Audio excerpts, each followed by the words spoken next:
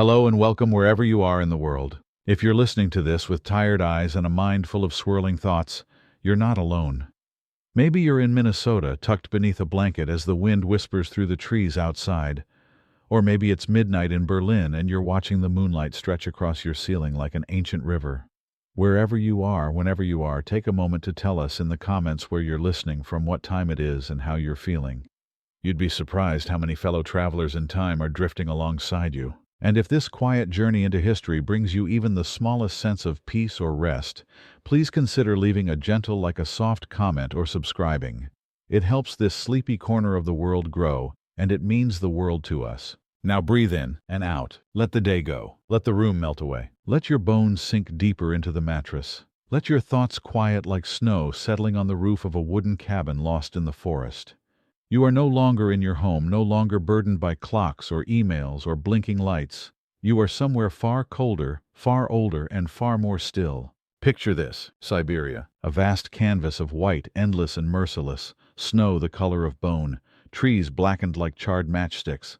The wind here doesn't whisper, it carves, it scrapes, it sings through the pines with a voice older than empires, and buried beneath it all like a secret no one wants to remember is a camp, a prison, a wound in the forest. The year is 1941, and you are a prisoner. Your name, your face, your past, none of it matters here. The camp doesn't care if you were a teacher, a soldier, a farmer, or a thief. Out here everyone is the same.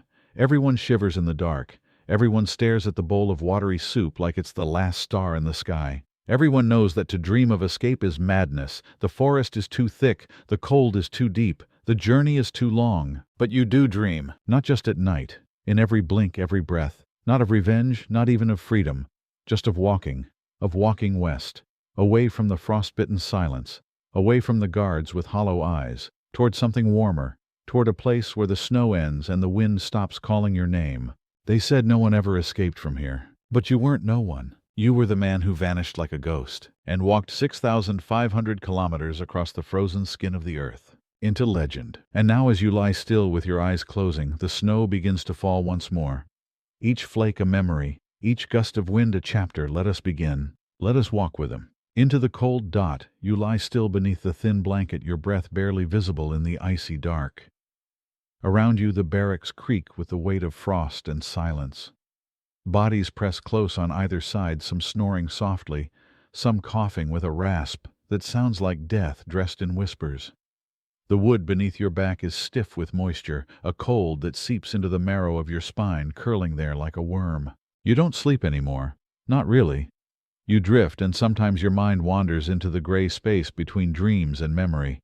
But sleep, the true kind, the one where warmth holds you gently and the mind sinks like a stone into still water, know that doesn't live here. It hasn't in years. Somewhere far beyond these barbed fences and dead-eyed guards, it is summer. Somewhere people wake in the morning and drink coffee without checking over their shoulders. Somewhere someone is laughing in a kitchen with warm walls and bread in the oven. You used to believe those places were fairy tales, but now you need to believe they're real. That night you feel it again, the flicker. It has come before, like a spark beneath damp leaves.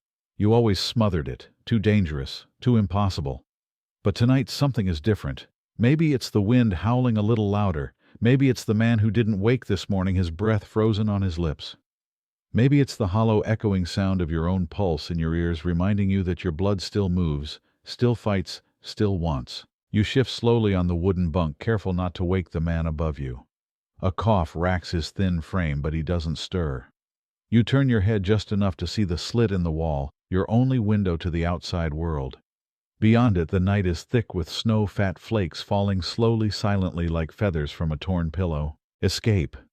The word itself feels dangerous. It hums behind your teeth like a secret song. You mouth it in the dark, not out loud, just enough to feel its shape in your jaw. Escape. The fence is too high. The guards too many. The cold too brutal. The wolves too hungry. You know all the reasons. They've been repeated in whispers and warnings for years. Every man here has imagined freedom. Every man here has abandoned that thought. Except the ones who tried, and none of them came back. You close your eyes and imagine your feet moving through snow, the weight of it pulling at your legs, the forest swallowing you whole. You imagine the crunch of dry branches, the sting of wind on your cheeks, the howl of something watching from the trees. You imagine your death 100 ways. But then, you imagine the silence. Not the silence of prison, but the silence of freedom. A silence that belongs to no man and answers to no name. A sky without barbed wire. A breath without counting. Your heart beats faster, not much, just enough to make you feel alive. That's when you hear it. A soft rustle beneath the bunk, a whisper so faint it might be imagined. You still thinking about it. You blink. The voice is familiar. It belongs to Kovalchuk, the Ukrainian. He sleeps 2 bunks down, older than the rest, with eyes like chipped stone. You've never spoken about escape with him, but somehow he knows. Maybe he's always known. You don't answer at first. Then maybe he's quiet for a while. Then the rustle again, as he shifts closer, still out of sight. 3 of us, he says. 4 if Mixa's leg holds. I've got the map. It's real. Took it from the surveyor last month. You stay still, listening, waiting. We go west, he murmurs. West is life. You want to laugh, or cry, or scream, but instead you whisper, when? Soon. And just like that, the spark catches. You don't sleep the rest of the night. Not because you're afraid, though fear buzzes under your skin like static, but because something else has returned. Something you haven't felt in years. A reason to wake. Outside, the wind sharpens its claws and throws them against the walls of your wooden cage. The snow thickens. The guards pace under pale yellow lamps, their boots cracking the silence with every step. And still beneath it all you wait. Eyes open. Breath shallow. The idea of freedom blooming slowly, terribly inside your chest. For the first time in so long, your heartbeat doesn't feel like surrender. It feels like a drum, a signal, a beginning dot. The days bleed together in gray. Gray sky, gray snow, gray faces lining up for bread that tastes like wet stone and memory. But behind the stillness, something begins to pulse beneath the surface, like a current under frozen water, unnoticed by those who no longer believe in motion. You move through your routine, as always, empty your tin bowl into your mouth, scrape the last crust from the edge with a finger, stomp your boots to keep feeling in your toes. You cough when others cough. You nod when others nod. But inside you are no longer one of them. You are already walking, already gone. Each evening when the guards yawn and mutter and scratch their heads with boredom, the others begin to draw near you like shadows shifting in the barracks. Nothing spoken aloud, just a glance, a breath held too long. The way Kovalchuk taps his fingers 3 times against the wood before lying down.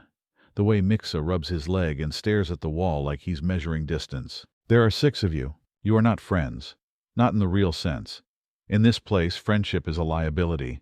But you know each other by smell, by silence, by the 1,000 ways a man can say, I am ready, without speaking a word. There's Kovalchuk, the old Ukrainian who once taught mathematics in Odessa. He has a map and a face that does not change no matter what he sees. There's Mixa, whose limp is the result of a mining collapse, and whose hands tremble when he's cold, which is always. Then there's the boy, the youngest of you, barely 20, with eyes too wide for a place like this. You never learned his real name.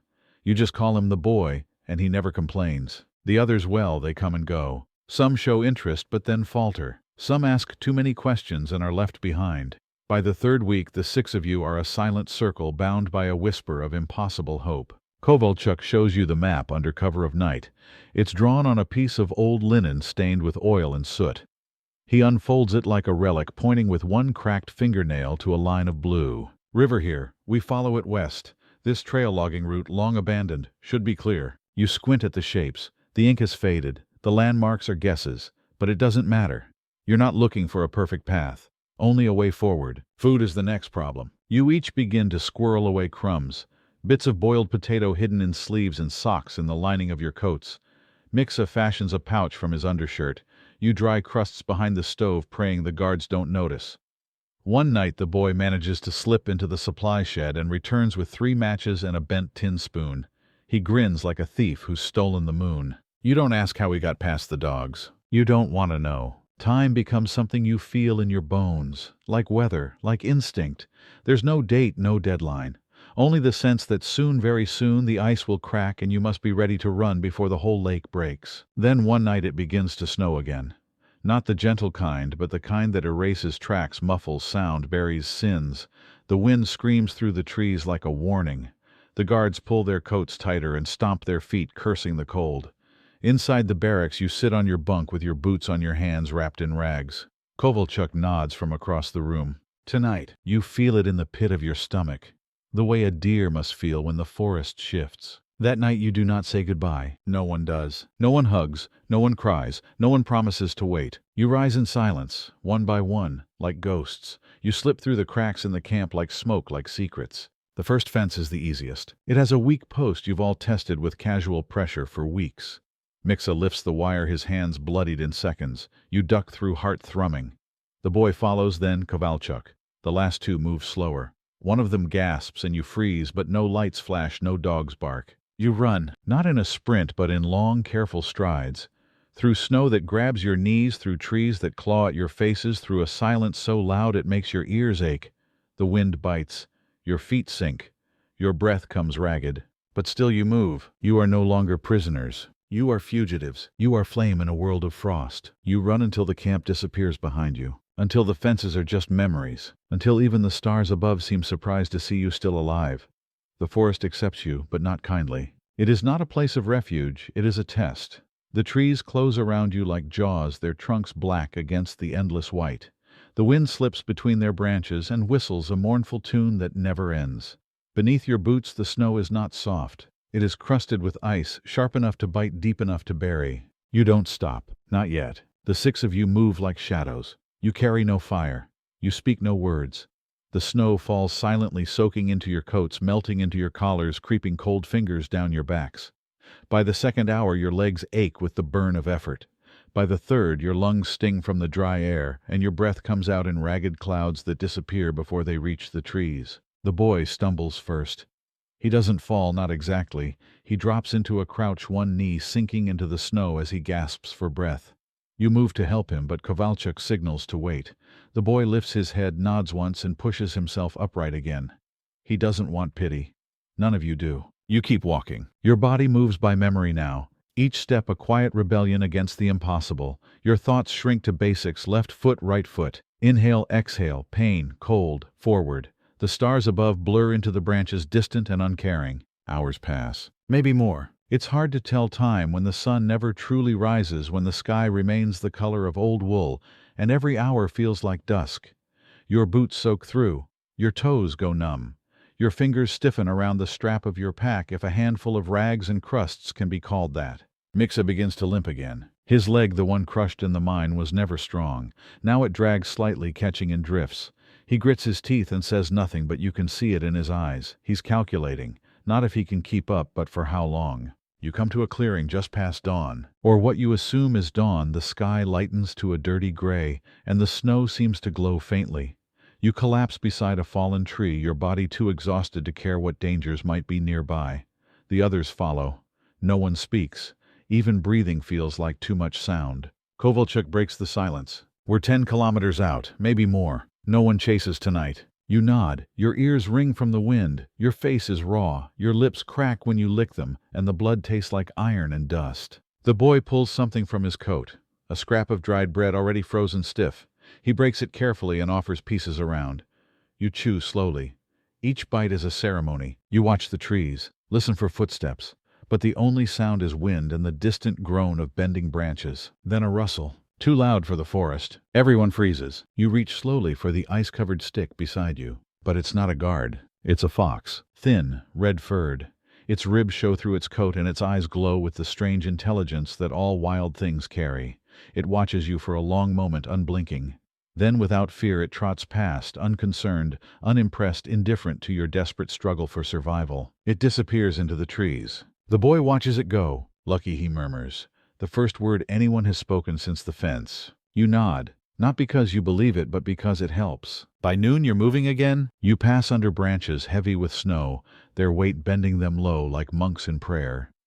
You follow the curve of a dry riverbed, your feet crunching on frozen mud. Every now and then you pause to listen, to feel if the world around you is still holding its breath. No sign of pursuit, not yet. By dusk the sky darkens again, and your legs scream with every step. You find shelter beneath an overhanging rock face. It blocks the worst of the wind. You huddle together, pressed body to body, seeking warmth not from comfort, but necessity. You are 6 lungs exhaling fog, 6 hearts beating like drums under ice. You dare to whisper, "How long until we're safe?" Kovalchuk doesn't answer at first. Then quietly, 6 weeks, maybe more if we live. It is not hope, it is not despair, just truth. You close your eyes not to sleep, but to forget for a moment where you are. Somewhere in the deep of night something howls, long and low, and close. No one sleeps after that, but you do not move. You wait, wrapped in rags and silence, surrounded by trees and ghosts. The cold is no longer an enemy. It has become a second skin-thin, bitter but familiar. It bites but no longer surprises. It gnaws at your ears and fingers, but you've stopped flinching. Somewhere in your bones the warmth of rebellion still flickers, keeping your legs moving, even as the frost claims more of your skin. The forest thickens as you press deeper west. The trees crowd closer together now, their branches intertwining above your heads like a net stretched across the sky. Snow collects in their arms and falls in clumps when the wind shakes them. The air smells of pine sap and iron. Sometimes you imagine you're walking through a cathedral, the way the trunks rise like pillars and the light filters through in narrow shafts of silver. No one speaks anymore. Words waste breath. Words wake hunger. Instead you speak with glances, with hand signals, with the way someone slows when a branch breaks wrong or a bird takes flight too quickly. You are learning to listen with more than ears. The woods are full of sound, tiny cracks, distant hoots, the sigh of snow shifting under its own weight. But it's the unnatural silences that make your heart hammer. It is on the 4th night that you lose the first man. His name was Anton. You hadn't known him well. He was a late addition to the group, a gaunt figure with hollow cheeks and sharp eyes. But he had walked beside you through every hour since the fence, shared bread, wrapped your ankle when you twisted it crossing a ditch. He had survived this long, and then he was gone. It happened so quietly that no one realizes until you stop for rest and someone asks, "Where's Anton?" You look around, scanning the darkness. No answer. You backtrack in silence, retracing your own smeared footprints, calling his name in whispers too soft to carry. You find nothing. No body, no tracks.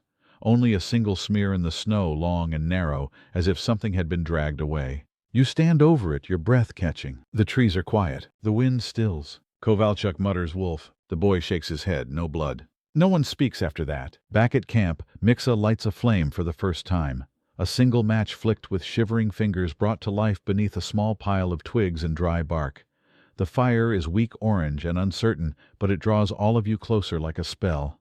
You huddle around it, eyes fixed on the flickering light like it's the last star in the sky. Anton had no fire. Anton has no grave. That night your dreams come sharp and fast.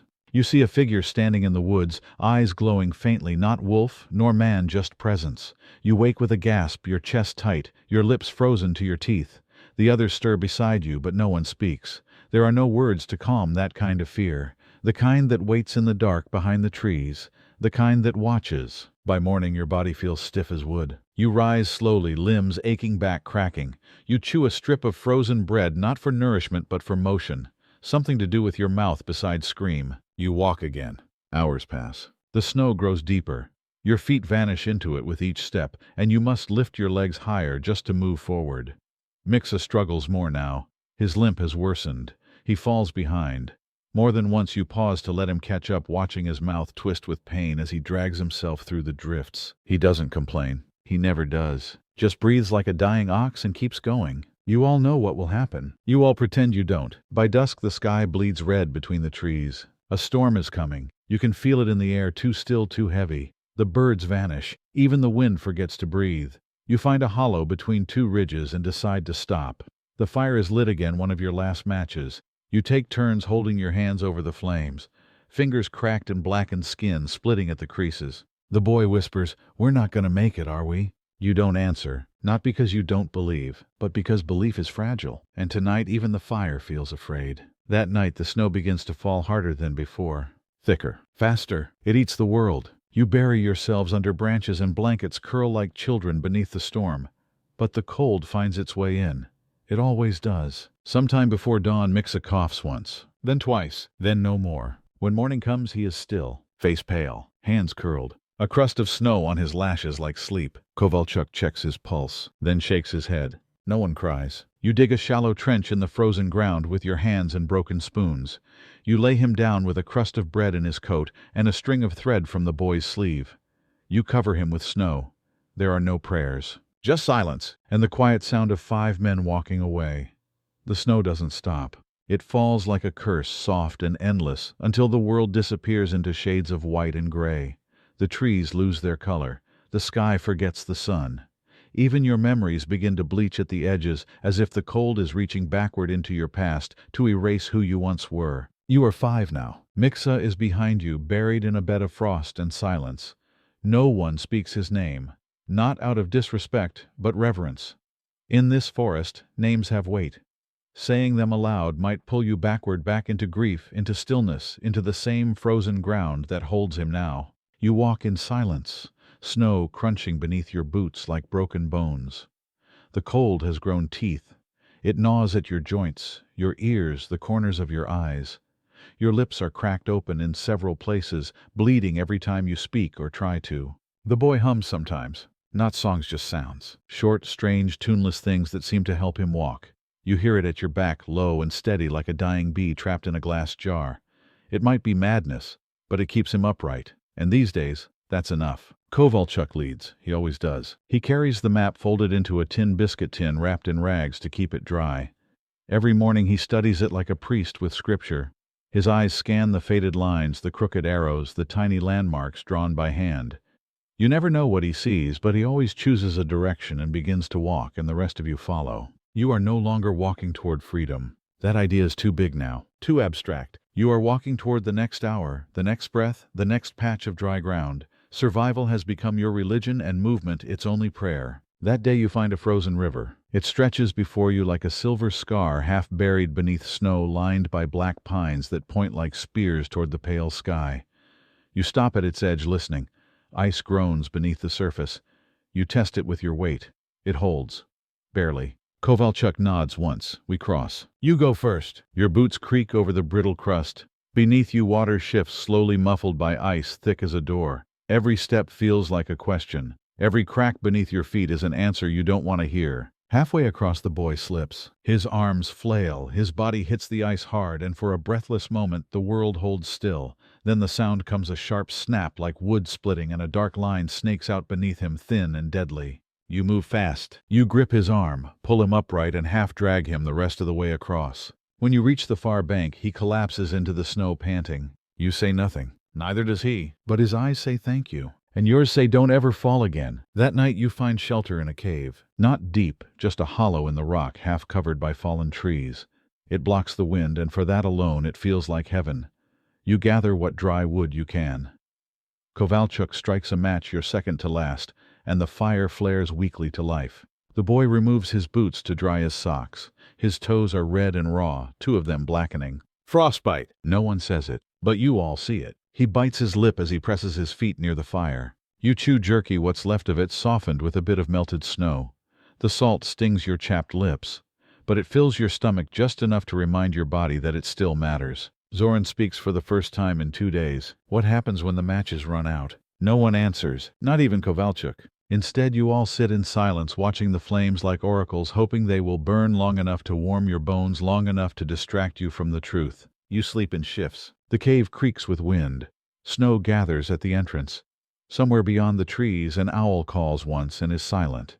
In your dreams, you are walking still, barefoot, lost, leaving a trail of blood in the snow. You wake before dawn. The fire is ash. The cave is cold again, and the world waits outside, endless and white. You put your boots on now, stiff and frozen, and help the boy lace his. He winces. His foot is swollen, but he nods and rises, teeth clenched, jaw set. You are 5 bodies again. 5 shadows stretching westward. 5 names that mean nothing to the trees. But you walk, because the only other option is to stop. And that, you know, is how the forest wins. The landscape begins to change. At first, it's subtle. A dip in the horizon where the trees part. A shift in the scent of the wind from pine and ash to something earthier, deeper, like wet moss and rotting leaves. Then the ground itself becomes uneven, sloped, and unpredictable.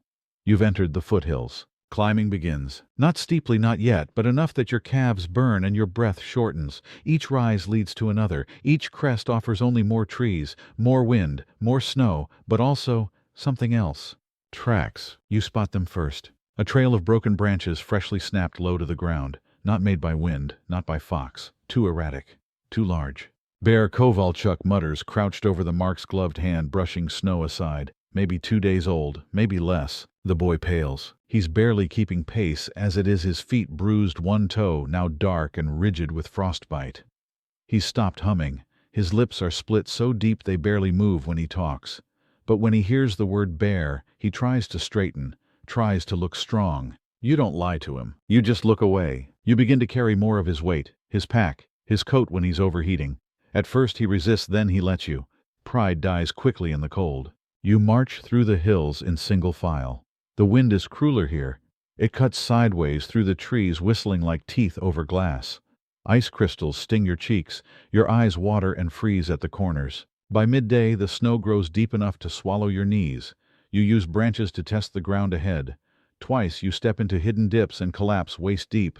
Your boots fill with snow and the cold creeps higher into your bones. There's no stopping, no fire, only forward. The world narrows, to pain, to rhythm, to survival, then shelter. It appears as a shadow first nestled between two crumbling slopes. A cabin, or what remains of one. Half-rotten roof-sagging door hanging off one hinge. But it stands. You stagger toward it. The boy almost weeps when he sees it. Inside it smells of mold and damp wood. The walls are lined with frost. A broken stove sits in one corner, rusted and useless. But there's a cot tilted and stained, a table, a tin cup. You gather scraps of wood from the fallen wall and build a fire in the hearth, feeding it slowly, watching the flame crawl across the damp logs like it's learning to walk. You sit around it, shoulders pressed, hands extended. The boy removes his boots again. His foot has worsened. 2 toes black, 1 leaking pus. He stares at them, then at Kovalchuk. What do I do? Kovalchuk doesn't answer immediately. Then gently he says, if we had alcohol we could clean it. If we had a knife we could cut them. But we don't, the boy whispers. No. He nods once, then pulls his sock back on. The silence after is heavy. Later you share what food remains. A few pieces of jerky. A crust of frozen bread soaked in boiled snow water. You chew slowly, every bite a victory. That night you sleep in shifts again. You take the second watch. The fire dims to embers, casting faint red light against the ruined walls. You sit with your back against the door, holding a piece of firewood like a club, just in case. Outside the wind howls. Trees creak like bones. Once in the distance you hear something move, heavy, deliberate. You don't wake the others. At dawn the snow has stopped. The sky is pale and clear for the first time in days. Kovalchuk calls it a blessing. You wonder if it's just a trick. The boy can barely walk. You fashion a crutch from broken wood. He leans on it heavily, every step a shudder. His face has aged. The roundness is gone. His eyes have gone inward like he's watching something no one else can see. Still he walks. That day you climb again. The slopes are steeper now. Rocks break through the snow. You slip. You bleed. Your legs quake. But the air smells different. Cleaner, sharper. There's less tree cover now. More sky. You feel like you're rising toward something. Not freedom. Not yet. But change. You reach a ridge at dusk, and then for the first time you see it. The expanse. Forest stretching westward like a sea of black and white. And beyond it, just barely visible, a river, wide, slow, winding like a snake through the snow. Kovalchuk smiles, the first real smile you've seen from him. That's where we go, he says. No one speaks. You just look. Not because it's beautiful, but because it's proof. Proof that the world is bigger than the camp, that there's still somewhere to go. And you are still going. You begin the descent before dawn. The sky is dark, but the snow glows faintly beneath your boots. It's as if the world has turned to ash and bone, silent, brittle, and waiting. You move slowly, carefully, each step down the rocky slope, a negotiation between gravity and balance. The boy leans hard on his crutch. Every few minutes he stops to gasp, and you can hear the air whistle through his cracked lips. No one urges him to go faster. There is no faster anymore. There is only forward. The ridge gives way to a series of smaller hills. Between them, frozen streams twist like veins iced over with milky skin. You cross them one by one, testing each surface with your stick, waiting for groans and cracks. Sometimes you hear nothing but your own heartbeat. Sometimes the ice moans like it remembers what warmth once felt like. The river draws closer. Kovalchuk leads again, the map clutched tightly in one hand, his eyes scanning the horizon with fierce hunger.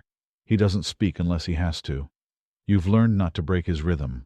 Whatever compass lives inside that man, whether instinct, memory, or madness, it has brought you this far, and that is enough. You reach the river by midday. It's wider than you expected. Not violent, but massive, frozen in places, open in others, its surface a patchwork of white and gray.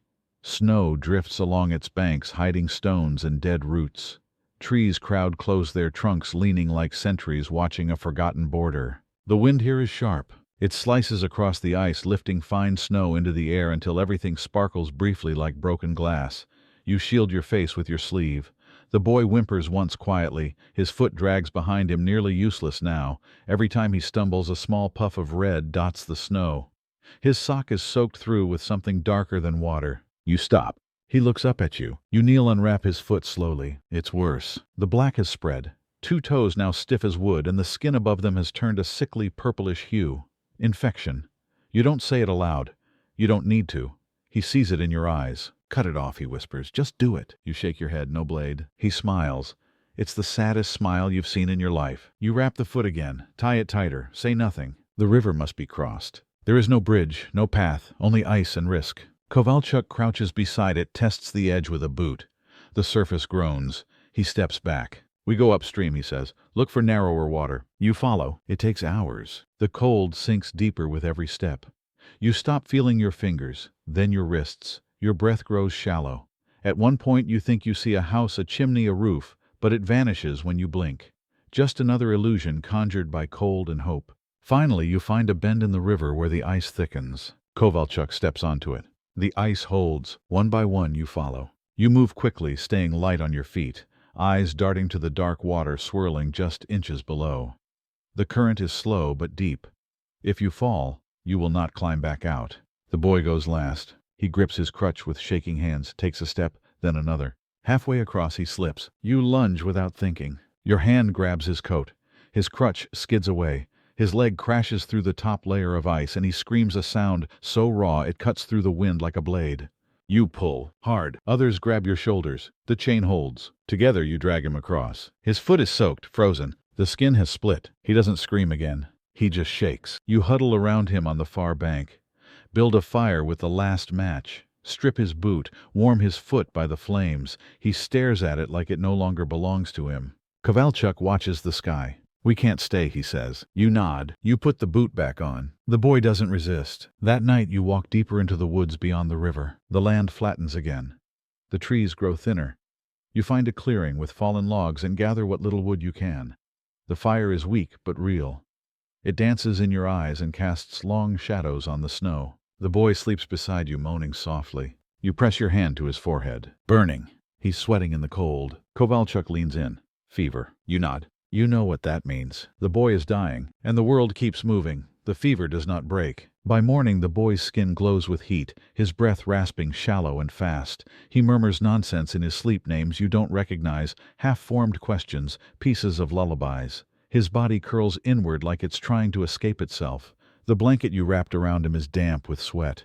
His fingers twitch, gripping at invisible things in the air. The rest of you sit in silence, watching the fire die slowly. Kovalchuk crouches nearby, his eyes dark and unreadable. We can't carry him, he says finally. The words hang there suspended in the cold. No one answers, not because they disagree, but because no one wants to be the first to agree. You stare at the boy's face. He's so young. You've known that since the beginning, but now it strikes harder.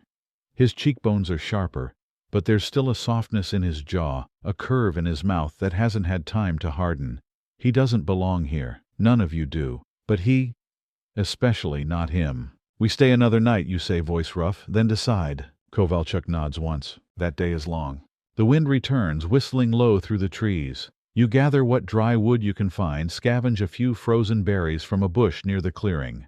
Zoran catches a rabbit miraculously, and you roast it over the fire in strips, sharing each bite in silence. You save the softest piece for the boy. He doesn't wake to eat it. You press it between his lips, coaxing him to chew. He does barely. That night he opens his eyes briefly. They're glassy, unfocused. He looks at you, blinking slow. Did we make it out, he whispers. You nod. We did. He nods back, satisfied. His eyes close again. You sit beside him for hours. Sometime after midnight the wind stops. The fire gutters low. You press a hand to his chest. Still rising, still falling, but just barely. At dawn the snow begins again. Fine thin flakes that drift without urgency, dusting the trees like forgotten ash. The boy doesn't open his eyes. His breath slows. Once. Twice. Then, nothing. You feel it the moment it happens. Not with your fingers, but your whole body. A stillness. A final exhale. The kind that doesn't return. You look at the others. They know. Kovalchuk kneels beside you. Together you wrap the boy in what rags you can spare. You dig a shallow grave in the frozen ground with sticks and your bare hands. Zoran offers the last corner of his blanket to line the hole. You lower the boy down gently. His face looks peaceful, almost warm. No one says a word, but your silence is a kind of prayer. You cover him with snow, pack it tight, then stand and walk away. Now there are 4. You march on the forest quieter than before. The air feels heavier. Or maybe you do. The river bends away behind you, and ahead the trees begin to thin. For the first time in days you see sky. A full sky, wide, pale open. The clouds are high and broken, letting through occasional shafts of weak sunlight that scatter across the snow like spilled coins. You find an animal trail and follow it. It winds between the trees in long, lazy curves. Animal droppings litter the snow fresh. You see hoof prints, and later human ones. Boots, not yours. Kovalchuk stops, kneels, examines them. 3 men, he says, heading west. Hunters, Zoran asks. Maybe. He doesn't sound convinced. You follow the tracks for hours. By evening, smoke appears in the sky, thin dark rising in a steady line. A fire. Real. Controlled. You crouch behind a fallen log, peering through the branches. In the distance, a wooden shack, intact. Smoke curling from the chimney. A figure moves outside, chopping wood. Coat too thick to be military. Beard wild. No uniform. A man living alone. You look at Kovalchuk. He nods. And for the first time in days, you feel something stir inside you that is not hunger or fear. It's not quite hope, but it's close. You approach the shack cautiously. Not like desperate men, but like ghosts, silent, half afraid of being seen. The snow crunches under your boots no matter how carefully you step. The man chopping wood doesn't turn at first. He swings his axe with slow, practiced rhythm, splitting each log with mechanical precision. His coat is patched, fur-lined, stiff with cold. His breath fogs in the air. Then he pauses. He lifts his head slightly. You freeze. He turns just his head slowly. His eyes land on you. For a long moment, nothing moves. Then the axe lowers, and he speaks. Are you real? His voice is hoarse, unused. Kovalchuk steps forward. He raises his empty hands. We escaped the camps, he says. The man stares at him. Then at you. Then at the others. He nods once. Come in. The shack is warm. Not by much, but enough to sting. The rush of heat against your frozen skin is almost painful. Inside, the walls are lined with old wool rags, rusted tools. A stove burns in the corner, fed by logs so dry they snap and hiss. A pot of something dark simmers on top. The smell hits your nose like a memory meat herb smoke. The man points to a bench. You sit. He ladles stew into chipped bowls, sets them before you without a word. You eat like animals. You try to slow down, but your body won't listen. The warmth, the salt, the grease, it's too much, too good. You feel it moving down your throat like fire, spreading into your chest, your fingers, your mind. The man watches. When the bowls are empty, he speaks again. My name's Pavel. I hunt. Trap. Been here 12 winters. He doesn't ask who you are. He doesn't need to. You ask nothing either. There's an unspoken agreement named crimes politics. Guilt, none of it belongs in this room. That night you sleep on his floor. He gives you extra blankets. You don't dream. You just fall. And when you wake, the fire is still burning. Pavel is gone. Kovalchuk checks the door. Out trapping, he says, left prints in the snow. You wait in silence, still unsure if this is real. Pavel returns at midday with a bundle of rabbits.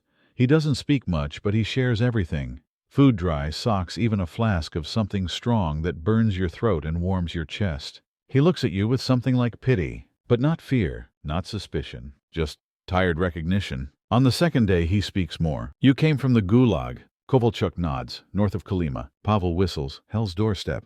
He stirs his stew. You heading west? Yes. There's a rail line 2 weeks from here. If you follow the valley down. Might be guarded, might not. You nod. That night you ask him the question none of you have dared yet voice. Why are you helping us? He shrugs. They sent my brother to the camps, 1938. He never came back. He sips from his flask. So now I help. Simple as that. You stay 2 nights. He gives you new boots stitched from deer hide and dried meat wrapped in cloth. He draws you a map on the back of an old ration slip. Marks the safest path. Warns you where the wolves roam. Before you leave, he pulls you aside. The others wait near the edge of the trees. Pavel reaches into his coat and pulls out a knife. It's small, worn, the handle wrapped in leather. For the next time, he says. You don't want to take it, but you do. He pats your shoulder, then turns away. As if goodbye is too heavy to say aloud. You walk all day, and into the next. The food stretches. The pain returns, but something's changed. The cold is no longer king. You've seen what warmth feels like, and now even the snow seems less cruel. You pass into the valley as the sun rises behind you, casting gold across the hills. Somewhere up ahead, a rail line, a town, a different kind of danger. But for now, you walk, still moving, still alive. The valley welcomes you like an old wound, open raw and filled with silence. You descend slowly, your feet crunching over brittle snow and scattered stones. The trees thin behind you, replaced by tall grasses bent under the weight of frost. Here the world stretches wider. There is less cover, more sky. The openness feels strange after so many days beneath a roof of pine. It leaves your shoulders exposed, your spine vulnerable.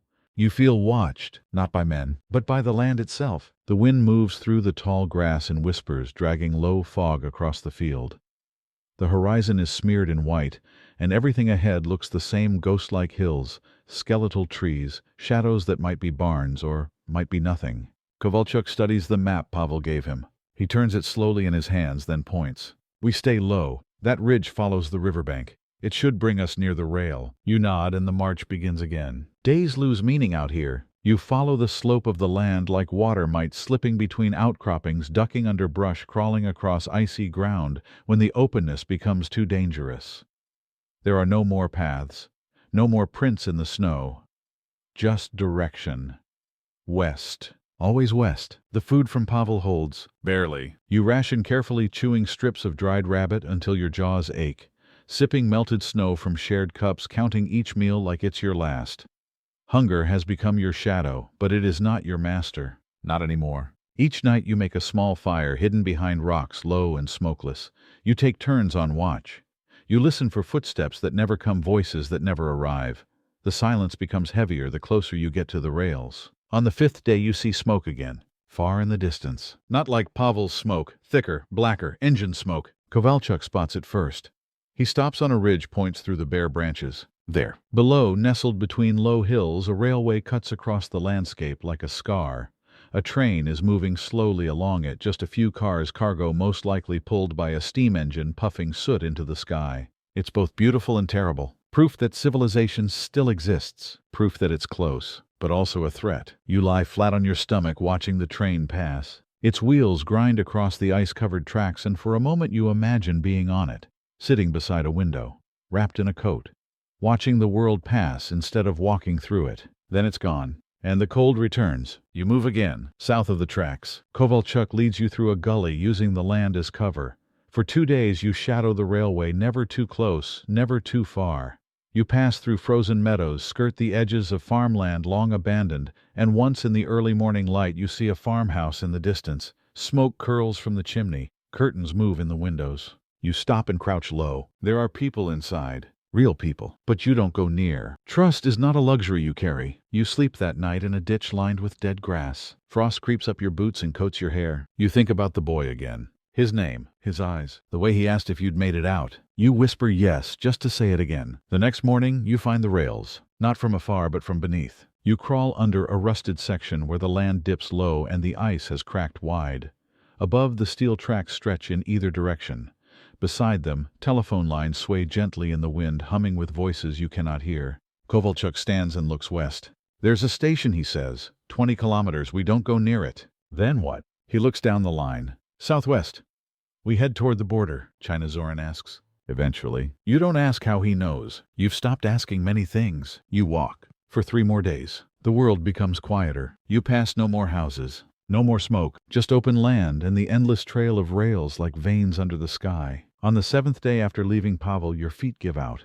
Not from pain, but from fatigue. Your body simply stops. You fall to your knees in the snow, your breath coming hard. The others stop beside you. No one speaks. They drop their packs. You sit in a half-circle beneath a crooked tree, sharing the last of the meat, chewing slowly. Zoran breaks the silence. Do you think people will believe us? You stare at him. Then Kovalchuk says, does it matter? And somehow, it doesn't. Not really. You are alive, and west is still ahead. That is enough. For now, the wind changes, not just in sound, but in scent. You notice it first as a subtle shift, a dryness in the air, a sharpness that wasn't there before.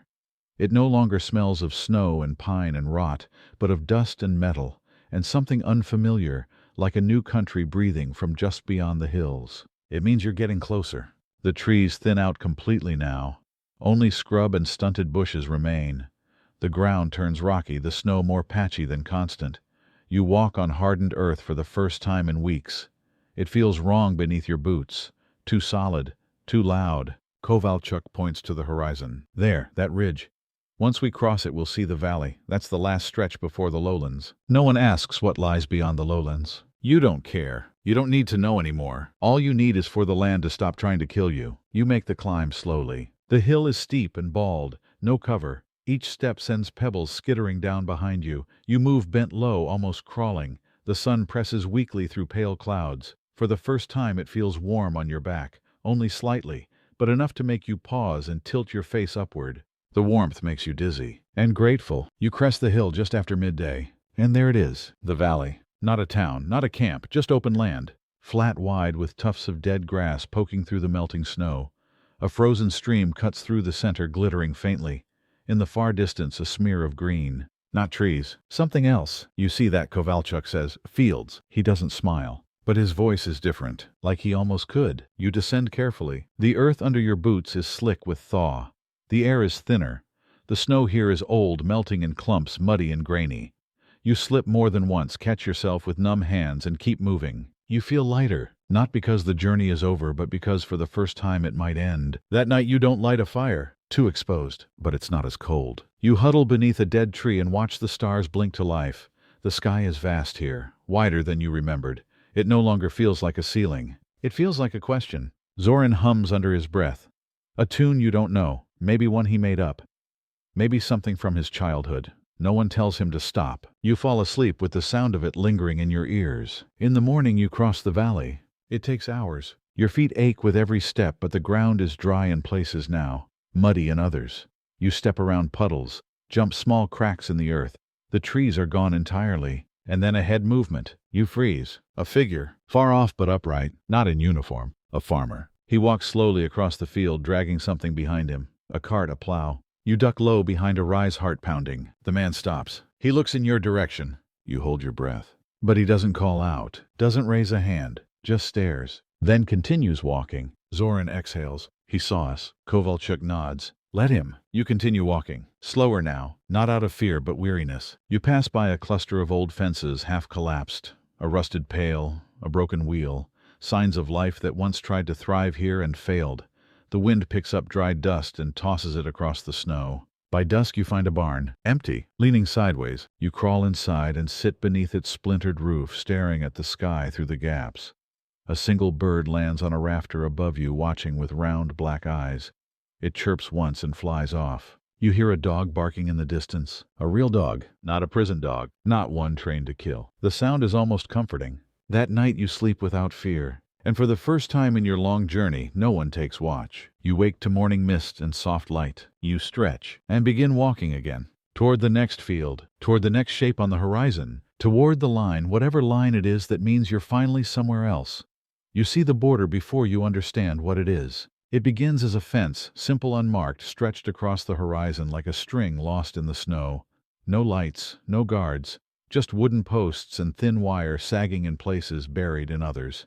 It looks old, forgotten, like it hasn't meant anything for years. But Kovalchuk stops when he sees it. He lifts a hand, fingers trembling slightly, and points. There, you squint. Beyond the fence, the ground slopes downward into a wide basin. Trees begin again on the far side, dense and green, clinging to the sides of distant hills. A haze hangs over everything. Not fog, but warmth. The color of the air is different. Less blue, more gold. You step forward slowly.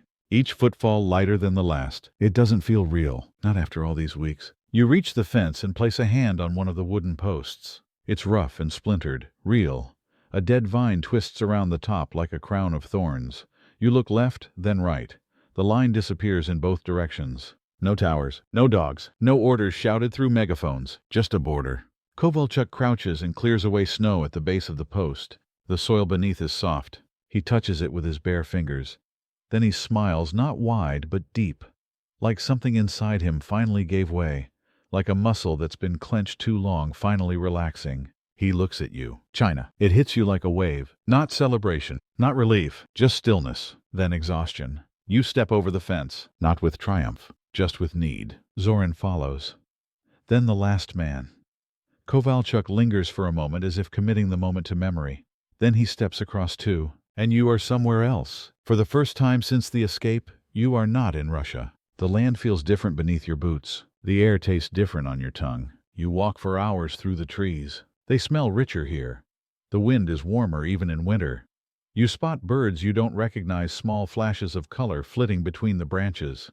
Once you see a monkey, tiny, black-eyed, crouched on a stone, watching you like it knows your story. It doesn't run, just disappears into the forest like mist. You walk in silence. No one dare speak. Words feel too small for this kind of crossing. By late afternoon you hear bells. Not church bells, goat bells. You crest a hill and look down into a small village tucked into the crook of the valley.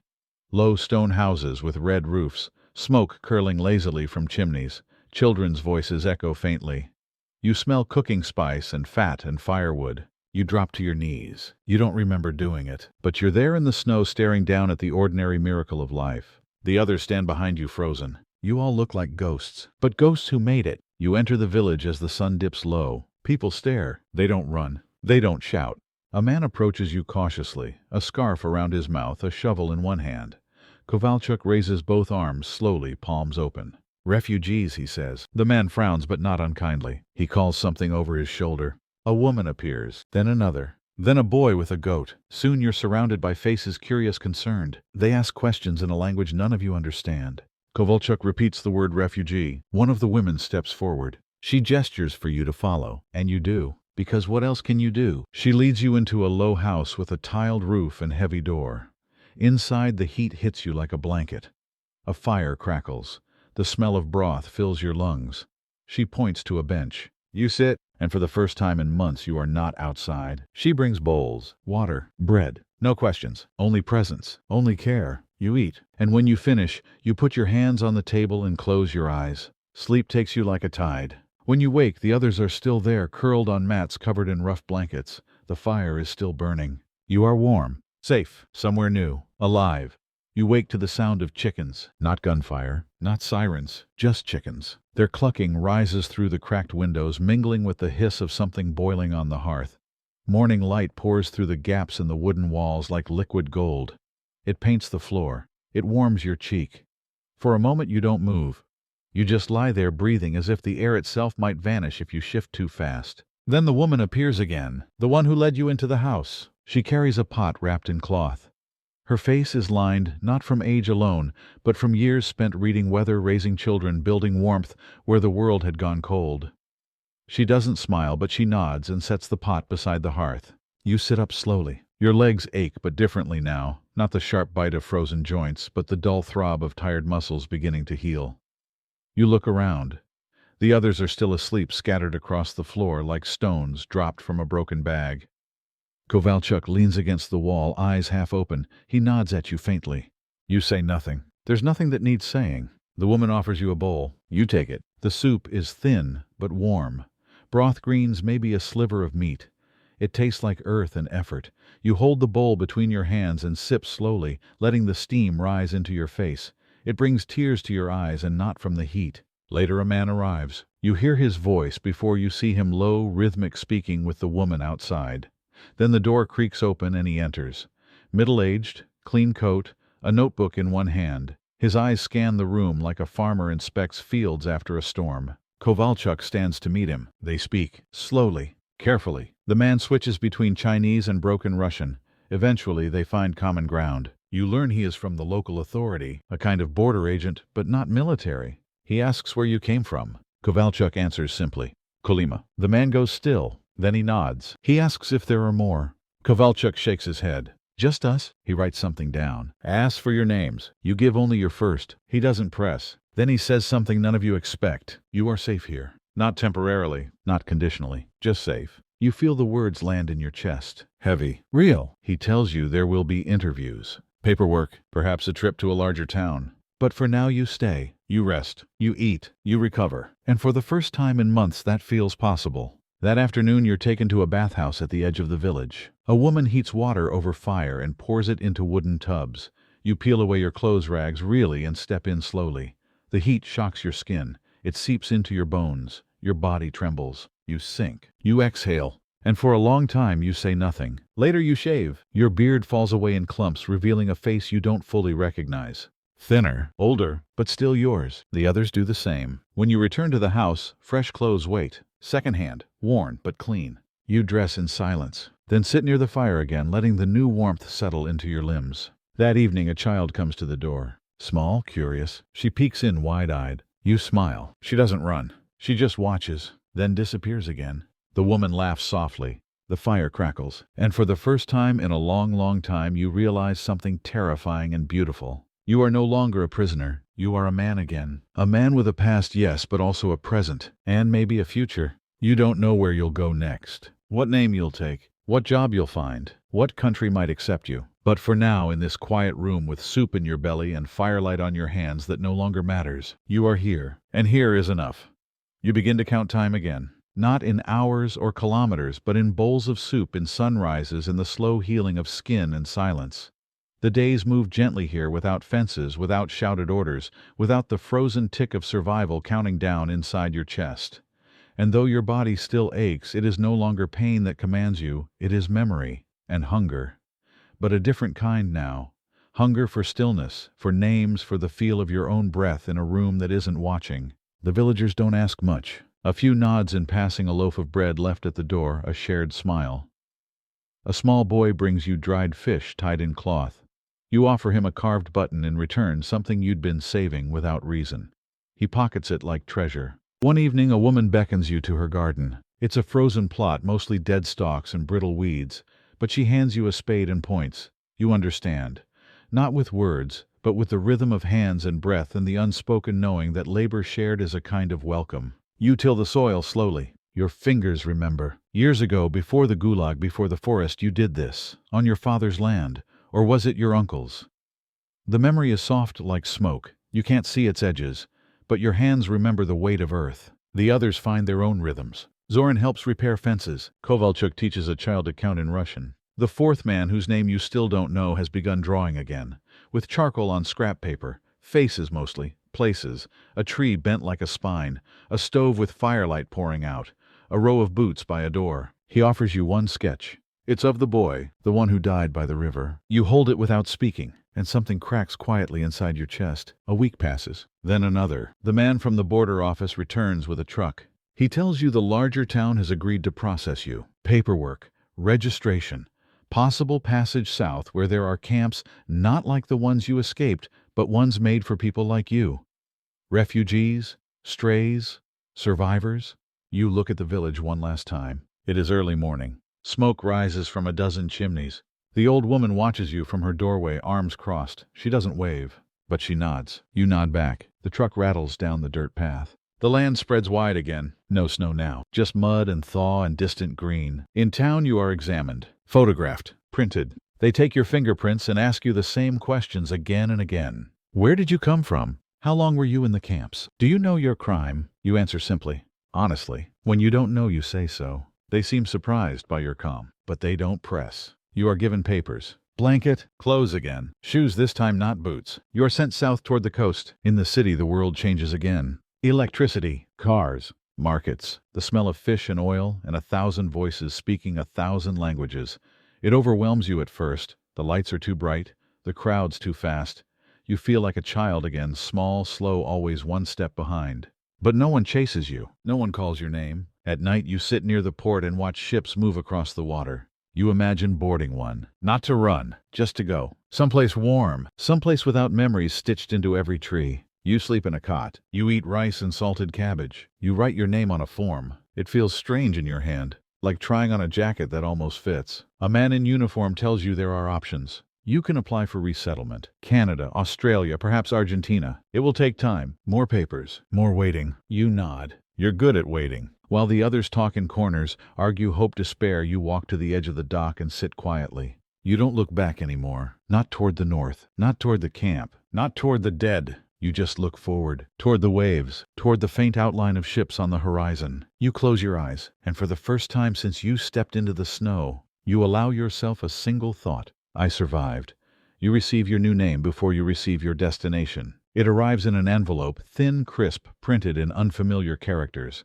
The translation is scrawled in pen across the bottom: temporary identity permit. The name is simple, not yours, but something close enough. It sounds soft in your mouth, rounded where your real name was sharp. You say it out loud once, then again. It does not feel like a lie. It feels like a doorway. A man in a clean gray suit explains the process.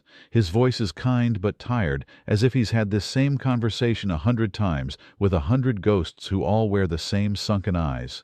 He shows you a map, draws a line with his pen. You'll take the boat from here, 2 days at sea. Then the refugee agency will meet you. They will help you find work, a place to stay. You nod. You ask nothing. He stamps the form, slides it across the desk. You leave the office with the paper folded in your coat, heavier than it should be. That night, Kovalchuk comes to your bunk. He holds his own permit. He's going somewhere else, north to a city with factories. Cold again, he says, but real wages, real streets, no fences. You sit outside together in silence. The harbor glows beneath you, 1,000 pinpricks of orange and blue. Ships come and go, their hulls groaning with rust and promise. You hear music from a nearby alley guitar, and laughter, the sound of people living without fear. Do you think we'll forget, you ask? Kovalchuk takes a long breath. I hope not, he says. But I hope it stops hurting. You don't reply. You both know some hurts never leave. In the morning, you board the ship. A wide steel ferry with chipped paint and a name you can't read. You carry only what you were given: one satchel, one coat.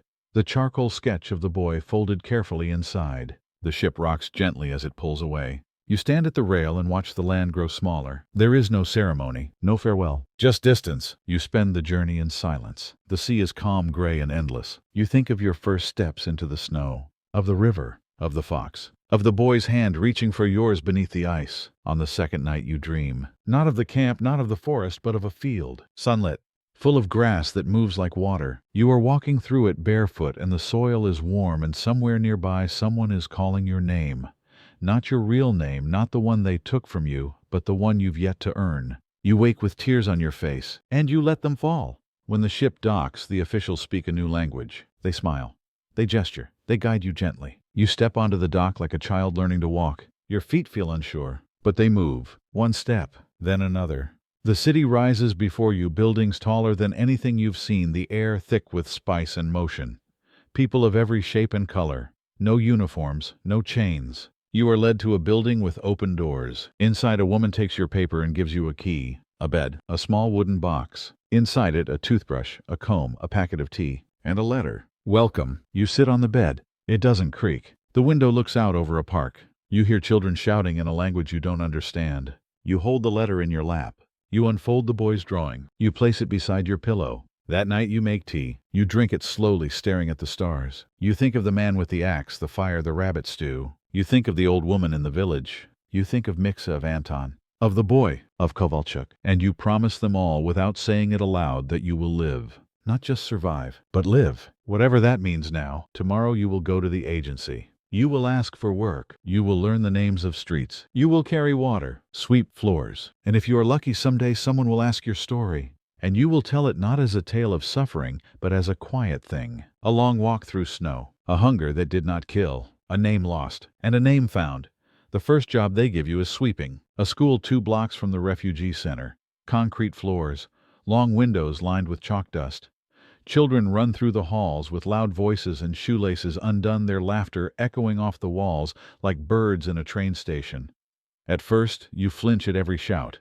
Every slam of a door feels like a boot, every whistle like a command. But no one shouts at you. No one tells you to move faster. They just pass by. They smile. One child even hands you a candy before racing off, her scarf trailing behind her like a comet. You work slowly, methodically. You sweep dust into piles and push them into the pan with careful hands. The broom becomes familiar. Not a symbol of punishment as it once was, but a rhythm, a movement. The soft whisper of bristles on tile becomes your new silence. At lunch they feed you soup, rice too. You sit alone in the corner of the teacher's lounge. You don't speak the language. But someone always places a cup of hot tea near your elbow, sometimes with sugar, sometimes not. One of the teachers brings you an orange every Tuesday. She doesn't say why. You peel it with reverence, eat it slowly, and save the rind in your coat pocket just for the smell. At night you return to the dormitory. You share the space with 5 others, men from other wars, other borders, other vanished homes. You don't speak much, but sometimes you nod across the room, trade a piece of bread, offer half a cigarette. One of the men sings in the evenings low and mournful a song with no beginning and no end. You don't ask what it means. You just listen. The days pass gently. Your hands grow steadier. Your weight returns. Your beard comes in softer now, and you trim it in the mirror with the same knife Pavel gave you. You polish the blade every Sunday as if it were a prayer. One morning you wake early. The city is quiet. You walk to the park before work and sit beneath a tree whose name you don't know. The leaves are just starting to bud, small green curls reaching toward the sky. A boy jogs past with a dog on a leash. Two old men play chess on a bench. The air smells like bread and dust and something sweet you can't place. You close your eyes and breathe. You do not dream of the camp. Not anymore. Instead, you begin to dream of doors. Open ones, windows too. You imagine a room with bookshelves, a stove, a table with scratches from years of elbows and spoons and laughter, a coat hanging by the door, boots waiting by the mat, a name on the mailbox, not the old one, not the temporary one, but something in between, something earned. You are not there yet, but the dream no longer feels impossible. At the school, a janitor's assistant retires. They offer you his job, more hours, more money, a uniform. They even sew your new name into the pocket. You run your hand across the stitching for a long time before you say thank you. The children wave to you now. Some ask your name. One of them calls you uncle by mistake. You don't correct him. Another gives you a folded drawing. A cabin in the woods. A fox at the door. A man standing beside a fire. You place it beside the boy's sketch in the small wooden box you keep beneath your cot. On weekends you begin to write. At first just words, then sentences. You borrow a dictionary from the refugee office. You write on scraps of paper napkins the backs of old forms. You begin to write what you remember, not to tell anyone yet, but to see it, to hold it, to make sense of the shape of it. The snow, the river, the silence of the forest, the weight of frostbitten limbs, the kindness of strangers, the ache in your chest when the boy died. Sometimes the words stop, and that's okay. You fold the page. You start again. One night Kovalchuk writes to you. His letter is brief. He has found work in a machine shop. The city is loud but clean. He has a room to himself. He sends a photograph, gray walls, a window, a small bed, and a kettle. He writes, I sleep with both eyes closed now. That is something. You write back, not much, just enough to say, I remember, I'm still walking. You include a drawing, not yours, the child's, the fox by the fire. A month later, you receive a reply, just 3 words, so am I. Spring arrives slowly like someone unsure they're welcome. The first signs are whispers, a warmer breeze through the alley. A bird's cry high above the school rooftop, the way your coat feels too heavy by midday. The snow melts from the gutters. Children leave their scarves at home. Market stalls begin to bloom with color cabbages, garlic oranges piled high like promises. You buy one, not because you need it, but because you can. You peel it slowly on the walk home, juice running down your fingers. The smell is sharp, clean, bright. It clings to your hands for hours. You don't mind. That night you walk past the harbor again. The sky is clear, the water black and still. Lights ripple across the surface in broken lines. You pause by the railing, watching the ships drift in and out. Some are cargo, others are fishing boats. But one carries passengers. Refugees like you, or maybe not like you at all. You wonder who's on it, who they used to be, who they will become, and if they too will one day look at a fruit stall and choose sweetness over memory. The next morning you wake before the sun. You dress in the dark. Tea in one hand, bread in the other, you walk the empty streets toward the school. It's cleaning day. The children are off the halls quiet. You unlock the doors with the key around your neck. You've been trusted with it now. The floors echo beneath your boots. You begin at the far wing, sweeping dust that has gathered like sleep. You wipe the blackboard's clean stacked chairs neatly on desks. At the end of the hall, a patch of sunlight pours through a window, illuminating floating motes of dust. You stop to watch them dance. This is peace, you think. Not fireworks, not applause, just dust and sunlight. At lunch, the teacher with the orange scarf brings you a plate. She sits with you this time, asks if you've read the newspaper. You shake your head. She says something about a vote, a new policy, fewer restrictions for asylum seekers. You nod, not because you fully understand, but because her voice is soft, and the news sounds like a door creaking open somewhere far away. You offer her tea. She accepts. When she leaves, she forgets her scarf. You fold it and keep it safe until tomorrow. That night you write again. The words come faster now. Sentences build themselves like bridges over a river you once drowned in. You write about the boy, About Kovalchuk, about the fire in Pavel's cabin, and the look in the woman's eyes when she handed you a bowl of soup without asking who you were. You write about the fence, and the moment you stepped over it, you don't cry. Not this time. You just write. And when the page is full, you fold it carefully and place it in the box, beside the drawing, beside the letter, beside the new name. Days pass. You begin to speak more, to ask questions at the market, to learn new words. You laugh once by accident and someone laughs with you. You read a book from the library. You reread it. You return it and ask for another. The woman behind the counter smiles. One day she asks if you'd help translate for a new arrival, someone from the north. You hesitate. You're not fluent, not yet, but she insists. You agree. The man they bring in is younger than you were. He shakes, doesn't speak. You recognize the look in his eyes. It's the look of someone still listening for boots in the snow. You don't say much. Just sit beside him. Hand him tea. Tell him quietly in your broken voice. It gets better. He doesn't nod. But he doesn't run. You stay a while. The city breathes around you, buses, birds, bells in the distance. And you still learning, still walking, still alive. You cross into Mongolia under a sky so wide it feels like an ocean turned upside down.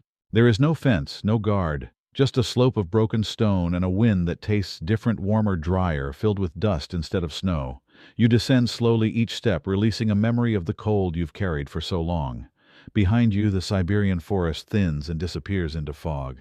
Ahead, a vast, unfamiliar emptiness. Mongolia. You were told stories. Harsh land, empty land, foreign land. But to you it feels like breathing for the first time. The others don't speak as you walk. Zoran limps more now, his knee swelling from days of uneven paths. The silent man, still without a name, walks with his head down, counting steps under his breath like a prayer. Kovalchuk leads. Always. His eyes never stop scanning the horizon. You pass no villages, no roads, only dry grass yellowed and brittle and stones half buried in dust. The snow disappears in patches. The trees turn to shrubs, and the silence changes. It's no longer the heavy hush of snow-swallowing sound, but a different kind, wide, humming, ancient. The wind speaks in long vowels. It lifts your coat and whispers through the seams. You feel it against your skin like the breath of something watching. By the second day you see smoke, not black industrial smoke, a curl of gray, thin and controlled. A yurt. It rises from the valley like a memory someone forgot to bury. The structure is round white, tied with cords. A dog barks from somewhere beyond the hill. Then a voice, sharp, distant, not Russian. You freeze. Kovalchuk raises a hand. Waits. A man appears herding goats. His face is burned by wind and sun, his eyes small against the brightness of the land. He sees you and stops. You expect him to run, to shout, to fetch a soldier. But he does none of that. He watches, then nods. You walk down slowly, your hands visible, your body slow. He says something. You shake your head. He repeats it softer, then gestures toward the yurt. Food. Rest. You don't question. You follow. Inside it's warm. A stove at the center, firewood stacked against the wall. Blankets cover the floor. A woman, his wife, maybe nods once and begins boiling water. She says nothing, but her eyes are kind, tired, like yours.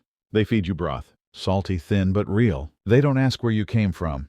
They don't ask your names. They just let you sit and breathe. You spend the night on the floor, curled beside the stove.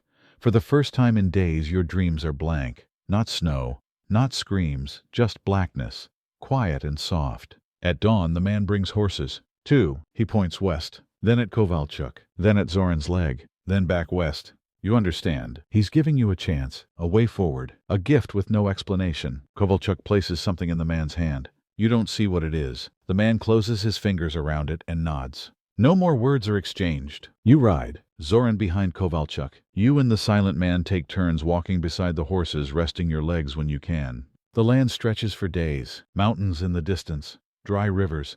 Occasionally a child in the hills waving a stick at sheep. Once a group of horsemen pass hunters maybe. They do not stop, but one raises his arm in silent salute. The gesture startles you, not because of what it means, but because of what it doesn't. No orders, no threats, just a human seeing another human and saying, I see you. At night you camp near broken stone walls, ruins older than memory. The stars here are enormous. They crowd the sky. You lie on your back and count them until your eyes blur. You wonder how many others have lain on this same ground, looking up, carrying different names, different wounds. By the 5th day you reach a village. Small, dust-colored, but real. The horses are returned to a stable. You're taken to a building with paper walls and long benches. Tea is poured. A man arrives, an official maybe. He wears a coat with brass buttons and speaks halting Russian. He asks questions. You answer. Yes, from the north. Yes, escaped. No, no weapons. No, not spies. He nods, takes notes, leaves. You sleep on a mattress filled with straw, eat rice with dried meat, watch people move about their lives with no fences around them. You stay for 2 days. No one asks you to leave. No one asks you to stay. On the third morning, Kovalchuk says only one word. Monastery. You follow Dot. The monastery rises from the rock like it has always been there. It is not grand. There are no gilded roofs, no sweeping staircases, just low stone walls the color of old bone and prayer flags flapping from wooden poles like faded wings. It sits halfway up a mountain, perched above a gorge where the wind sings through the valley in long, slow exhalations. You arrive just before dusk. The sun throws long shadows across the slope as the monks appear. 3 of them dressed in crimson and saffron, their heads shaved smooth, their feet bare despite the cold. They don't speak. Not to you, not to each other. They simply watch as you climb the last stretch of path, your steps heavy, your breath burning in your throat. Kovalchuk nods once as if this is enough. The monks step aside. You pass through a narrow gate, and for the first time in weeks the world feels quiet. Not silent like the forest or like fear. Quiet like a held breath, like reverence. They feed you in a room lit by butter lamps. The smell of wax and barley hangs in the air.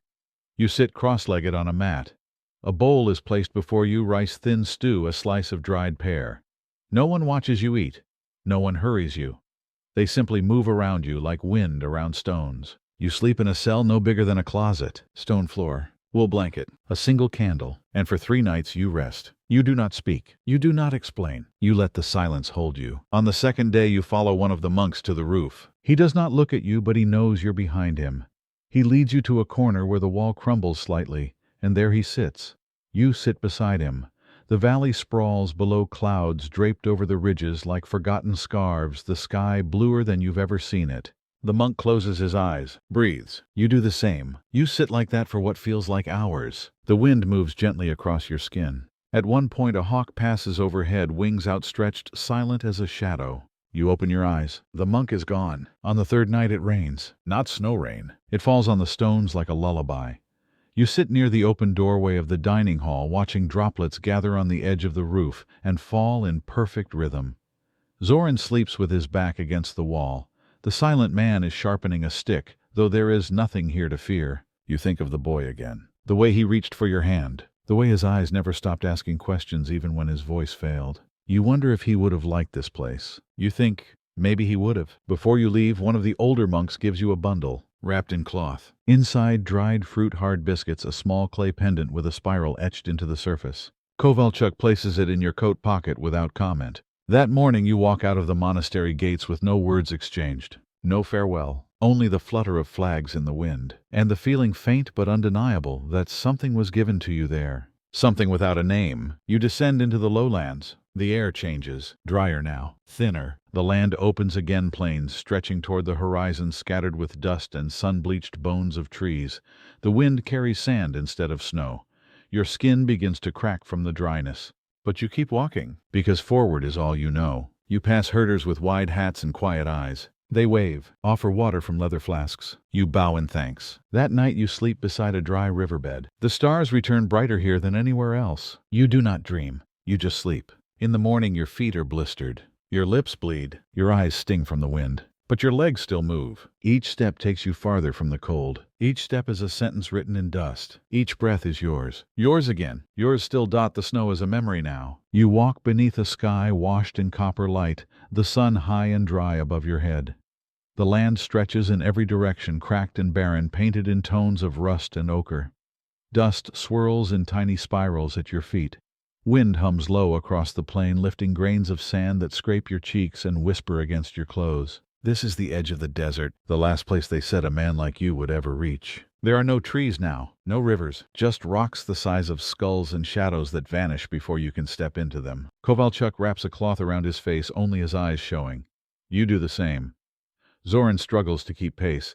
His leg, damaged long ago, is stiff from the cold, brittle from the heat. But he doesn't complain. None of you do. The time for speaking has passed. Your language now is motion. West, always west. By midday your lips are dry and your throat scratches with every swallow.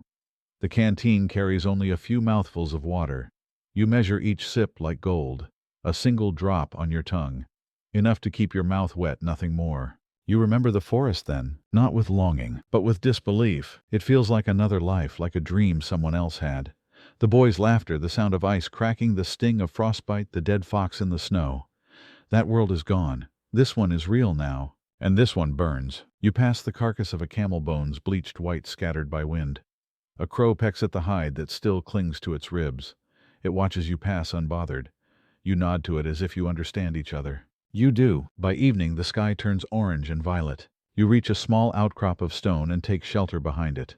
The wind howls as the temperature drops not to freezing, but enough to bite. You share the last of the biscuits the monks gave you, dry, flavorless, but filling. Kovalchuk doles them out evenly.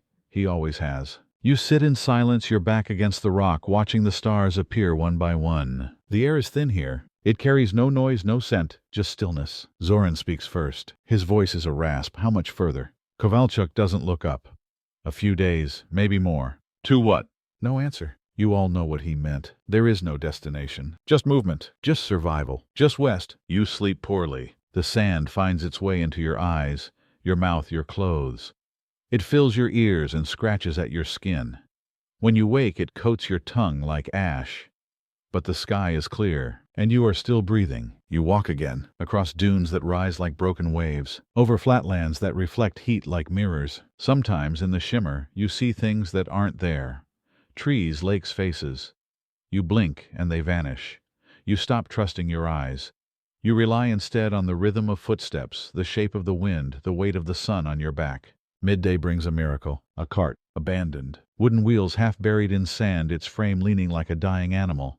Inside 2 empty sacks, a clay jug, and at the bottom a small tin box. Inside the tin, dried apricots, preserved in sugar, still soft. You stare in disbelief. Zoran laughs. He eats too in silence. Kovalchuk closes his eyes as he chews. You hold yours longer than you should. Feel the weight of it in your palm. Smell the sweetness. You place it on your tongue like a memory. It dissolves slowly. It tastes like something from before. Before fences, before numbers on your chest, before Siberia. That night you sleep beside the cart. The wind eases. The stars return. You dream again. This time not of escape but of arrival. You dream of water, of a woman with silver hair brushing dust from your forehead, of a house made of clay and quiet. You wake before dawn. You are the first to rise. You stand. Stretch. Watch the horizon shift from black to blue. You turn. Wake the others. And walk, because this is what you do now. And because forward is the only direction you still believe in. The town appears like a breath held too long. At first it's only a smudge on the horizon, a dark shape curled at the edge of the land where sand meets stone. You don't believe it. Not at first. You've seen too many mirages, too many promises that turned into heat, shimmer, and disappointment. But as you walk, the shape holds, grows, clarifies. Roofs, walls, smoke. You smell it before you reach it. Not dust, not sweat, but something unmistakable. Firewood. And cooking. Your knees almost buckle. The town is small, maybe 20 homes clustered between hills, their walls baked the color of rust and ochre. A single road winds through its heart, littered with goat droppings and worn footprints. There are no signs, no border guards, just a stillness that doesn't feel suspicious. It feels earned. You stop at the edge. You do not rush in. Old habits die slow. Zoran leans heavily on you. His leg is near useless now. The silent man, still without a name, squints into the wind as if trying to memorize everything before it's taken from him again. Kovalchuk walks forward first. A child sees him. A girl, maybe 6, with a shaved head and a bright yellow scarf tied around her neck. She drops the stick she was holding and runs. Moments later, adults appear. 2 men, 3 women, then more coming from behind doorways and around corners. Their faces are unreadable, not fearful, not welcoming, just watching. Kovalchuk raises both hands. "We are travelers," he says in Russian. One of the men responds. His accent is thick, Mongolian again, but layered with something else, Chinese maybe. You can't tell. Kovalchuk repeats the word. "Refugees." The man looks at your group, at the limp, at the coats stained with blood and dust. Then he gestures toward a low building with a wide door. You enter. Inside the air is cool. The walls are lined with tools, bundles of herbs, baskets of rice and dried meat. A woman brings you water in a wooden bowl. You drink too fast. It spills down your chin, but you don't care. Your body doesn't care. Every sip is a resurrection. She brings food next. Rice again, stewed vegetables, something fried and oily and hot. You eat with your hands. No one speaks until the last bite is gone. Then the elder gray beard, rough skin asks where you came from. This time Kovalchuk doesn't say Kolyma. He says only north. The man nods. That's enough. They let you stay. That night you sleep on mats in a storage hut behind the main house. The wind is quieter here, tucked between hills. The air no longer tastes like fear. In the dark, Zoran groans in his sleep. You wake, check his leg. It's swollen, red, hot to the touch. Infection. Kovalchuk finds a doctor in the village, a woman in her 50s with hands like bark and eyes like river stone. She does not smile, but she works with care. She boils water, cleans the wound, drains it with a knife that looks older than the town itself. Zoran bites down on a stick. The silent man holds his shoulders. You watch helpless. Afterwards she says he'll live, but he won't walk far anytime soon. You stay 5 nights, each one longer than the last. The villagers begin to speak to you, not in full sentences, but in gestures, smiles, bits of shared food. A boy teaches you a word for son. You teach him the Russian word for bread. The woman who healed Zoran gives you a jar of salve. You bow in thanks. She bows lower. The silent man carves a spoon from a piece of driftwood, leaves it on her doorstep. On the 6th day you rise early, the sun barely brushing the hills. Kovalchuk is already packed. You kneel beside Zoran. He opens his eyes slowly. You should go, he whispers. We can wait, you say. But he shakes his head. Go. He grips your wrist before you stand. Walk for me. You nod. You stand. You walk. 2 men remain behind. 2 move forward. The road curves out of the town and vanishes into the hills. And you follow it, because this is what you do. Because the horizon still waits. The land ahead is gentler. No more jagged cliffs or burning winds. The hills roll like quiet waves covered in pale grasses that sway in the breeze like they're whispering to each other. The dirt under your boots feels softer, almost springy, and the sky is wide enough now to make you dizzy if you look at it too long. You walk beside Kovalchuk. Neither of you speaks. There is nothing left to say that hasn't already been carried between you in silence, in glances, in the way your pace adjusts when the other man limps, or the way he lifts a hand just before you trip on a hidden root. The silent man trails behind. Still there. Still following. His presence has become a rhythm like breath or hunger. A reminder that not everything broken needs fixing. Some things just survive. On the 3rd day you reach a railway. It snakes across the landscape like a scar, the steel rails gleaming faintly in the sun. You crouch low in the grass and listen, ears tuned for the distant thunder of wheels or the whine of brakes. Nothing. Kovalchuk peers down the line. East to Beijing, west to Urumqi, he says. You don't answer. Neither direction belongs to you. The town lies just beyond the tracks. Small, not like the last one. This one has electricity. You see it in the blinking lights on a distant pole, the hum of wires stretching above the rooftops. You cross the railway slowly, boots slipping slightly on the gravel. You've come to fear straight lines, fences, roads, anything that leads too easily to somewhere others can find you. But this one holds no menace, only movement. You reach the outskirts by dusk. Children run barefoot between houses made of concrete and brick. A dog barks from behind a rusted gate. The smell of fried noodles drifts from an open window, and for a moment your stomach clenches so hard it hurts. A man steps out of a doorway. He wears a uniform, not military, maybe railway staff. He sees you, eyes your coat, your boots, the dust on your face. Then he gestures. Come. You follow. He leads you through narrow alleys to a small station, just 2 rooms and a bench outside. A sign in Chinese hangs above the door. Inside, a woman in glasses sits behind a desk, thumbing through a stack of papers. When she looks up, her expression is not surprised, not unkind.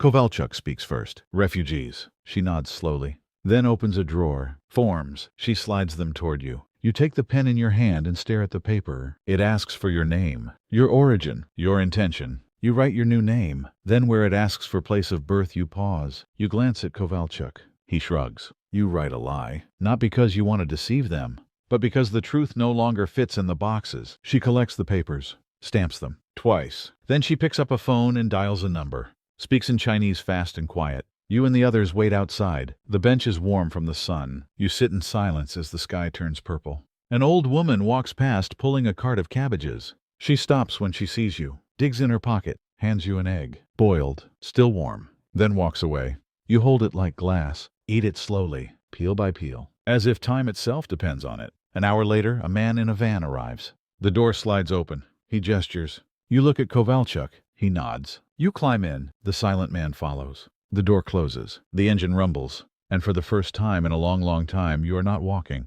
You pass roads lit with flickering lamps, shadows of trees, flashes of neon signs. It feels like traveling through another world. And maybe you are. You do not sleep. But you do not fear. By midnight, you reach a larger station. Signs, trains, people. Real people, not guards, not prisoners, just faces. Some tired, some joyful. All free. You step out, and the air smells of oil and tea and steel. Someone from the agency is waiting. She greets you by name. Your new name. And for the first time when someone says it, you answer. You follow her into a quiet office. She speaks gently. You will be processed. Temporary residence, medical screening, relocation if you wish. She gives you a bag. Inside soap, toothbrush papers, and a train ticket.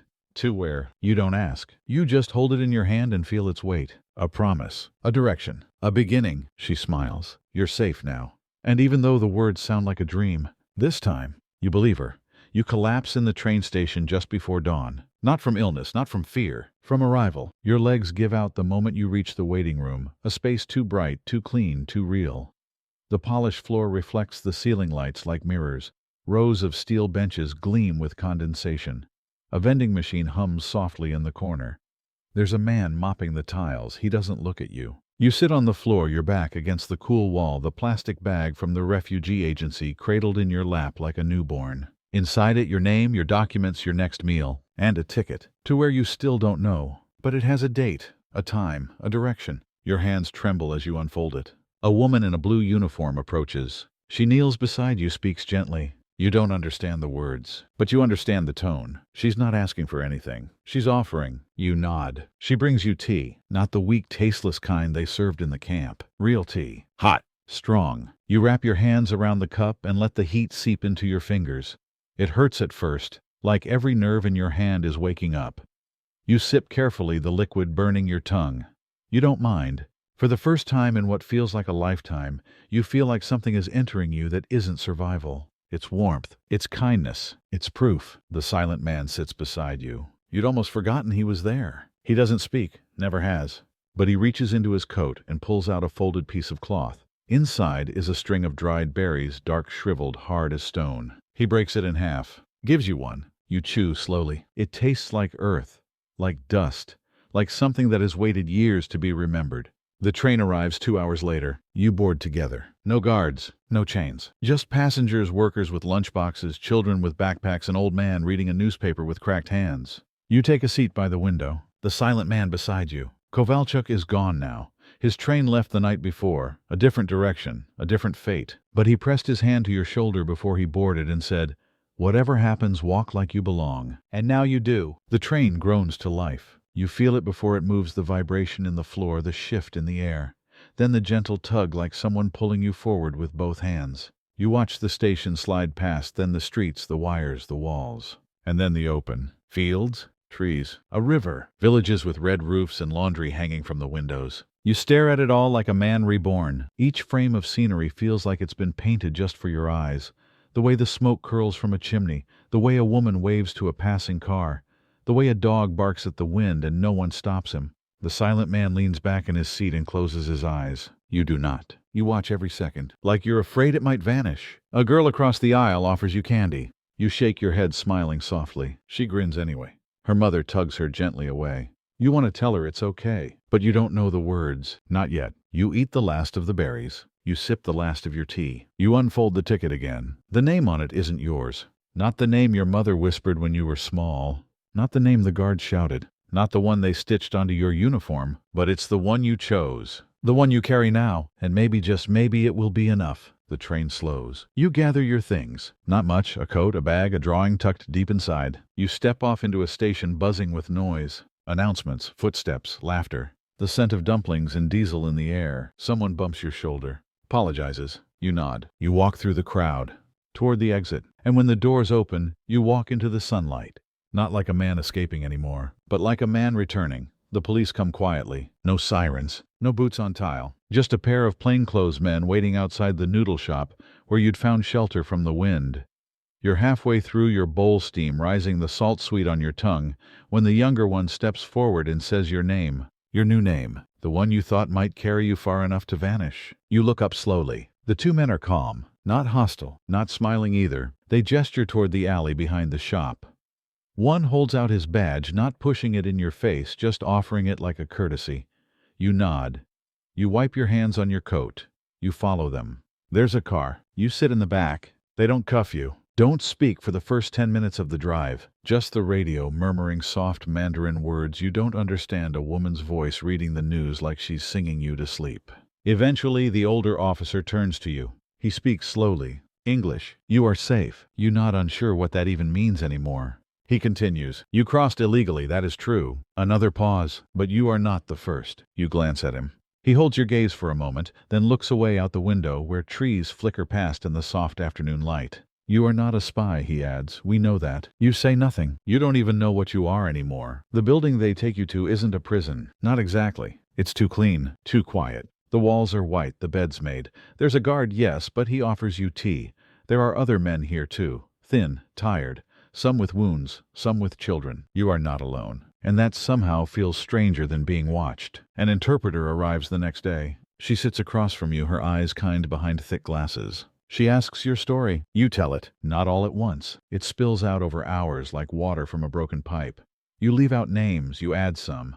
You lose the thread sometimes, days blurring together, faces smudging into fog. But the bones of it stay true. Gulag, escape, forest, mountains, deaths, snow, the long, long road west. She listens without interruption. Then she writes. Pages of it. You sign your name. The new one. She thanks you. Then just before she leaves, she asks, why did you keep going?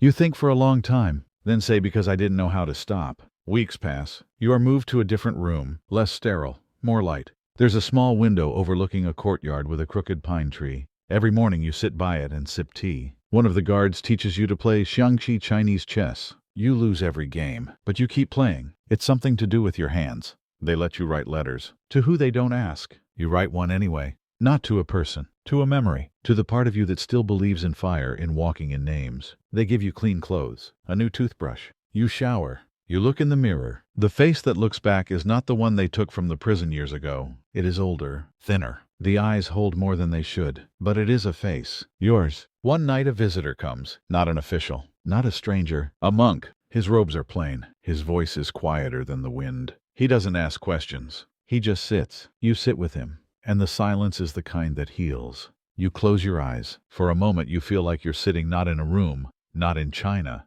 but on the bank of a river long ago, where someone once died and you kept walking. The monk opens his eyes, says only this, you are not what happened to you, and somehow, that is enough. You are released in the early morning. No fanfare, no applause, just a stamped document, a small envelope of money, and a nod from the guard who once beat you at Xiangqi and never gloated about it. The gates open with a low creak. Outside the world feels too big, too fast. The air smells like rice fields and wet earth. The sun is already rising, painting the buildings gold. A bicycle passes, then a truck, then a boy kicking a ball across the street, laughing like nothing in the world has ever gone wrong. You stand still for a long time. No bags, no map, no destination, only the road. You walk. Where? It doesn't matter. The walking is enough. The shoes on your feet are not yours. Too new, too soft. They make no sound on the gravel. You feel like a ghost moving through a world that's forgotten how to see you. And maybe that's what you are now, a shadow of a man once frozen in place. You pass farms, markets, villages where old men squat on wooden stools and stare as you pass. Some nod. One offers you a plum.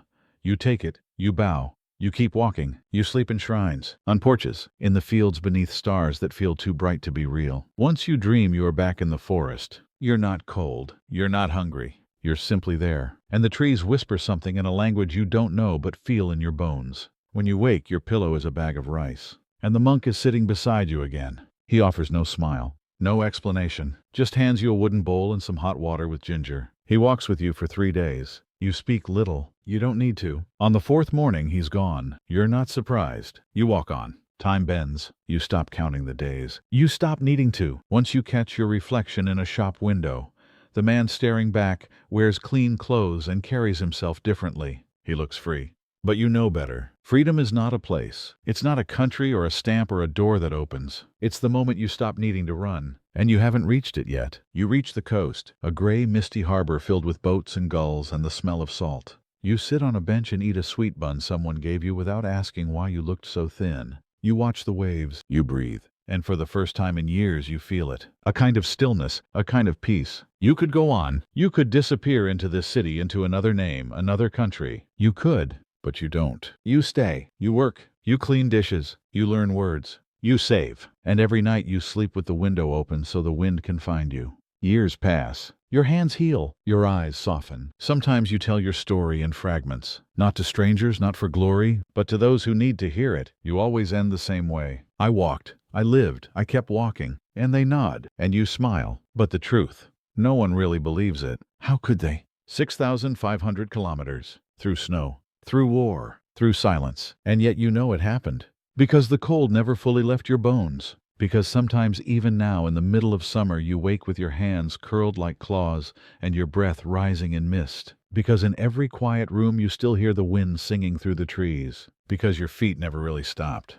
They just learned how to walk in place. And when someone asks what kept you going, you look at them. You think of the bowl of soup in the barracks. You think of the boy who froze beside the river. You think of Kovalchuk who never once begged. You think of the wolves, the bells, the monk. And you say, I couldn't bear to die somewhere I didn't choose. The sea is calmer now. The sky clearer. You take another step. Not away from anything, but into the world. No longer hunted. No longer hidden. Just walking. One foot after another. Not as a prisoner. Not as a ghost. But as a man. Still dreaming. Still moving. Still free.